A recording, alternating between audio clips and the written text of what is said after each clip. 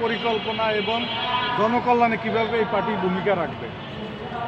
আমাদের এই party Bangladesh bikers party হলো বাংলাদেশের একটি অন্যতম পার্টি, যেই পার্টি মানুষের কল্যাণে কাজ করে আসছে দীর্ঘদিন যাবত।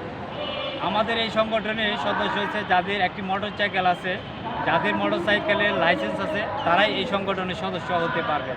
যাদের লাইসেন্স নাই বা যাদের মোটরসাইকেল নাই, তারা সদস্য হতে পারবেন না।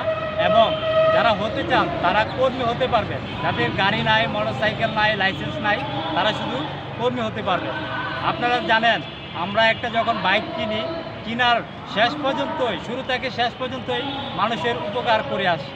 আমরা যখন একটা বাইক চালাই, আমরা পিছনে একজন যাত্রীকে নিয়ে যাই, সে টাকা দেয় না, কারণ আমরা বিনা স্বার্থে আমরা কাজ করি। আমরা নিজের টাকা দিয়ে 5 লাখ 10 লাখ টাকা দিয়ে অনেক সময় আমরা বাইক কিনি। দেশের বাইরে থেকে অনেক দামি দামি বাইক নিয়ে আসি, বিভিন্ন ব্র্যান্ডের বাইক নিয়ে আসি, কিন্তু সেটা আমরা শখের বশত চালাই এবং বন্ধুবান্ধব এবং মানুষের কল্যাণে কাজ করার জন্যে আমরা এই বাইকটি নিয়ে আসি। মানুষের কল্যাণে আমরা কাজ করতেছি। আপনারা দেখেন, বাংলাদেশ বাইকার্স পার্টি সারা বাংলাদেশে ছড়িয়ে রয়েছে।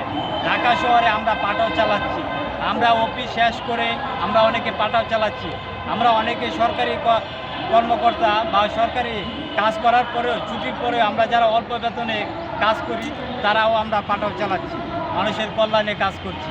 আমাদেরকে অল্প টাকা বাইক ভাড়া দেওয়ার পর আমরা আপনাদের গন্তব্যস্থানে পৌঁছে দিচ্ছি।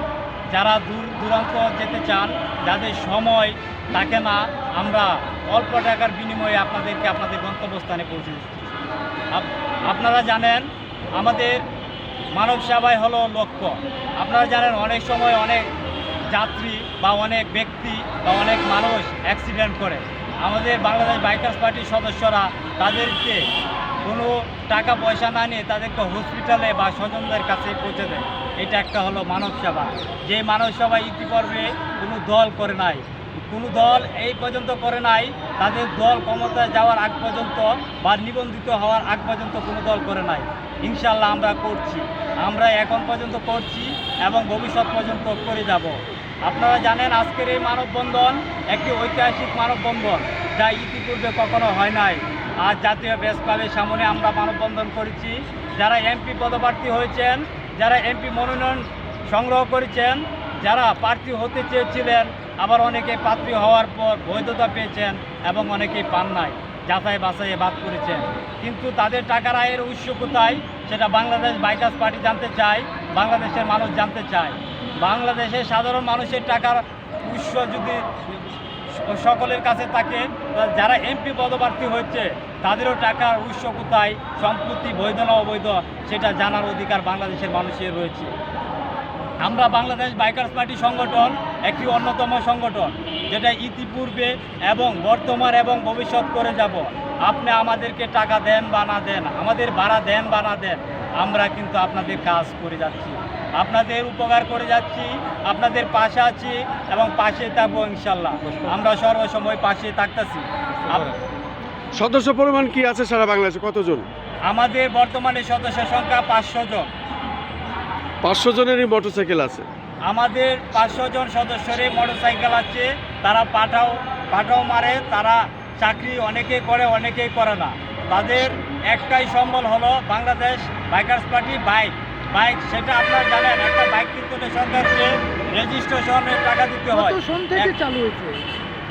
মানে কত সন থেকে চালু হয়েছে? আমরা 2024 সালে 5ই আগস্টের পরে আমরা এই সংগঠনটা চালু করেছি। আমরা এই সংগঠন চালু করতে গিয়ে অনেক বাধা বিভক্ত হয়েছি।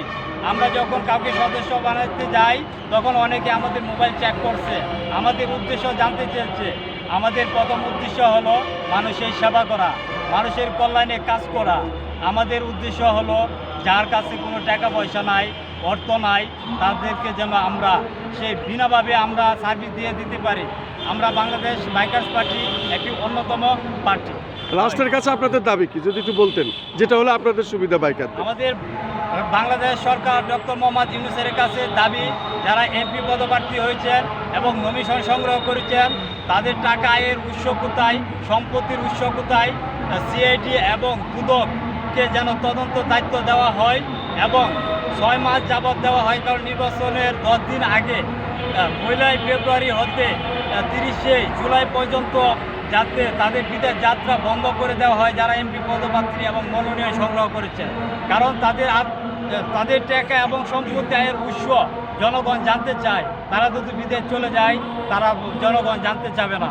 তাই আমরা যেমন বাংলাদেশ সরকারকে ট্যাক্স দিয়ে থাকি, বাংলাদেশের সকল কিছু দিয়ে থাকি, ঠিক তারাও কি ট্যাক্স দিচ্ছে কিনা, তাদের সম্পত্তির বৈধ হিসাব দিচ্ছে কিনা, সেটা বাংলাদেশের মানুষ জানতে চায়। কোনো বাইকার